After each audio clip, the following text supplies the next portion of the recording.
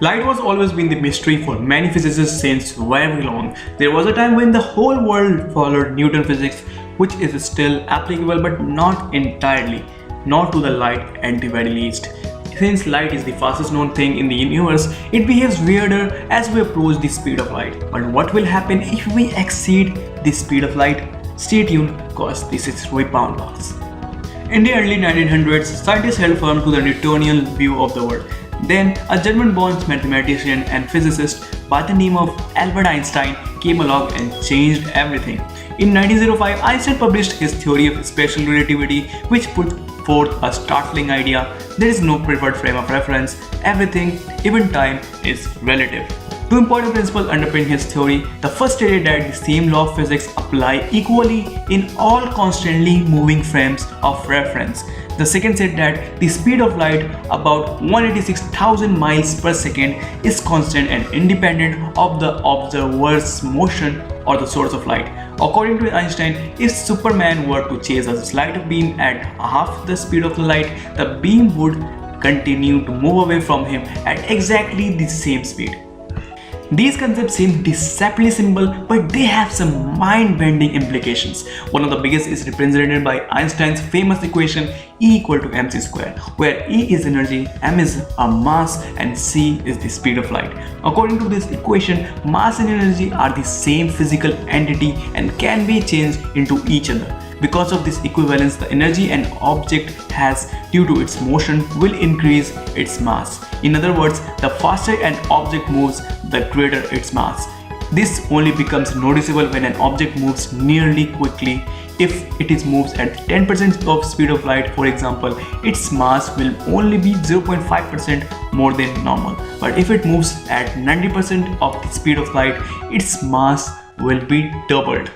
As an object approaches the speed of light, its mass rises rapidly. If an object tries to travel 186,000 miles per second, its mass becomes infinite, and so does the energy required to move it. For this reason, no normal object can travel as fast or faster than the speed of light. That answers our question, but let's have a little fun and modify the question slightly. We covered the original question, but what if we tweak it to say, what if you travel almost as fast as the speed of light? In that case, you would experience some interesting effects. One famous result is something physicists call time dilation, which describes how time runs more slowly for objects moving very rapidly. If you flew on a rocket traveling at 90% of the speed of light, the passage of time for you would be halved. Your watch would be advanced only 10 minutes, while more than 20 minutes would pass for an earthbound observer. You would also experience some strange visual consequences. One such consequence is called aberration, and it refers to how your whole field of view would shrink down to a tiny tunnel-shaped window out in front of your spacecraft. This happens because photons, even photons behind you, appear to come in from the forward direction. In addition, you would notice an extreme Doppler effect, which would cause light waves from stars in front of you to crowd together, making the objects appear blue. Light waves from stars behind you would spread apart and appear red. The faster you go, the more extreme this phenomenon becomes, until all visible light from stars in front of the spacecraft and stars to the rear become completely shifted out of the non-visible spectrum. When these stars move out of your perceptible wavelength, they simply appear to fade to black or vanish against the background. Meaning, if you attain the speed of light, you will clearly see nothing.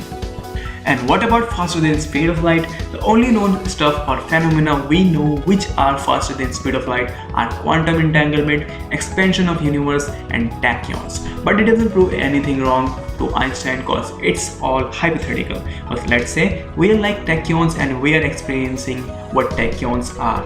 Actually, there are many explanations going on with it, but since reaching speed of light means time will stop for you, going further might even make you go backward in time. You literally have full control on time because you can go forward and now even backward. You can say speed of light is the ultimate barrier of time. Cross it and you will be as close to as the ultimate God.